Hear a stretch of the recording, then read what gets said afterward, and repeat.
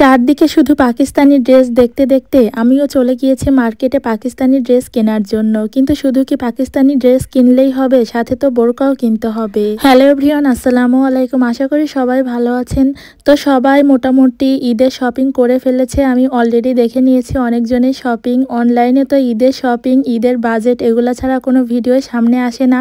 কিন্তু আমি মনে হয় একমাত্র ব্যক্তি যে এখনো পর্যন্ত ঈদের জন্য কোনো কেনাকাটাই করিনি।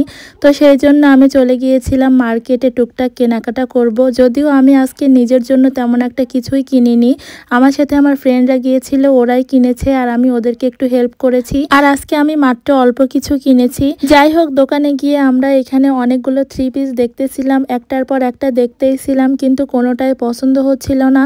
ওই যে কথাই বলে না, অনেকগুলো দেখলে তখন চোখ যেন ধাঁধিয়ে যায়, চোখে তখন আর কিছুই ভালো লাগে না।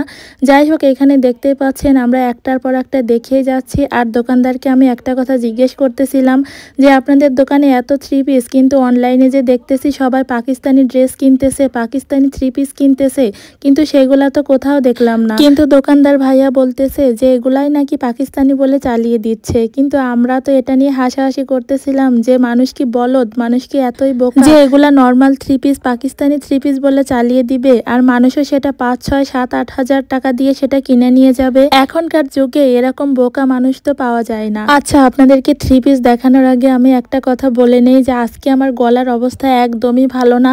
এই যে ঠান্ডা গরম আবহাওয়ার যে অবস্থা, সেই ঠান্ডা গরম লেগে আমার গলা একদমই বসে গিয়েছে, মানে গলা ভেঙে গিয়েছে। আমি কথাও ঠিকভাবে বলতে পারতেছি না।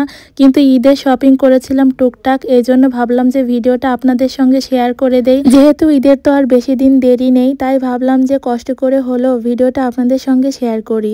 যাই হোক, দেখতেই পাচ্ছেন এখানে আমরা একটার পর একটা থ্রি পিস দেখতেইছিলাম। তারপর ওখান থেকে দেখে শুনে আমরা 3টা থ্রি পিস নিয়েছিলাম। আর তারপর চলে এসেছি বোরকা দেখার জন্য।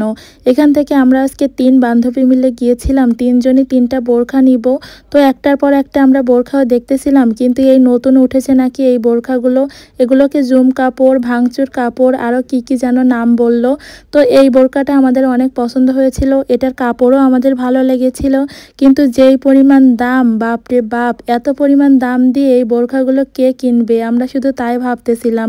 ঈদ উপলক্ষে যেন বোরখারও দাম বাড়িয়ে দিয়েছে ওনারা। কিন্তু তারপরেও আমরা দেখতেছিলাম যে যদি কোথাও কমে পাওয়া যায় তো আমরা 3জনে 3টা নিয়ে নিব। তাছাড়া আমরা কয়েকটা দোকান ঘুরে ফিরে দেখলাম সেই বোরকাগুলো আগের তুলনায় তেমন একটা কোনো নতুন ডিজাইন বেরও হয়নি, আর কালারও তেমন একটা পছন্দ হচ্ছিল না। আর ডিজাইনের কথা তো বাদই দিলাম, এত এত গর্জিয়াস বোরখা আমার কখনোই পছন্দ না। আমি সবসময় সিম্পলের ভিতর বোরখা পরতে পছন্দ করি। তো এখানে কালো এবং হলুদ হলুদ রঙের এই বোরখাটা আমার একটু পছন্দ হয়েছিল, কিন্তু এটা আমার লম্বা সমান পাওয়া যায়নি, মানে আমার 56 ইঞ্চি লম্বা লাগে, তো সেটা আর পাওয়া যায়নি, এই কারণে আর নেওয়া হয়নি। তো এই বোরখাটাও আমার কাছে ভালো লেগেছিল, কিন্তু এই বোরখাটাও সেই সেম কাহিনী।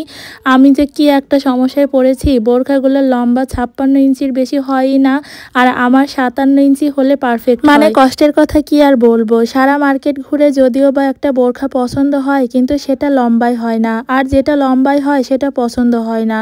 তারপরেও দেখতেছিলাম, কিন্তু কি আর করা, এখান থেকে আর বোরখা আমার নেওয়া হয়নি, আমার বান্ধবীরাই কিনেছিল। কেনাকাটা করতে করতে আমাদের অনেক রাত হয়ে গিয়েছিল। তো বাড়ি ফিরে যাব এখন। যাওয়ার আগে ভাবলাম যে একটু খাওয়া দাওয়া করে যাই। মার্কেটে যে পরিমাণ ভিড়, ভাই রে ভাই, লিটারেলি আমরা ঘুরতে ঘুরতে ক্লান্ত হয়ে গিয়েছি এত পরিমাণ মানুষের ভিতরে। আমাদের মার্কেট কিন্তু এখনো শেষ হয়নি। তারপরেও আমরা সেখান থেকে বের হয়ে একটু খাওয়া দাওয়া করতে এসেছিলাম, কারণ আমরা অত পরিমাণ ঘুরে ক্লান্ত হয়ে গিয়েছিলাম। খাওয়া দাওয়া করে একটু বিশ্রাম নিয়ে তারপর আবারও মার্কেটের ভিতরে ঢুকবো। আজকের ভিডিওটা এ পর্যন্তই। ভালো লাগলে অবশ্যই পেজটিতে ফলো দিয়ে রাখবেন।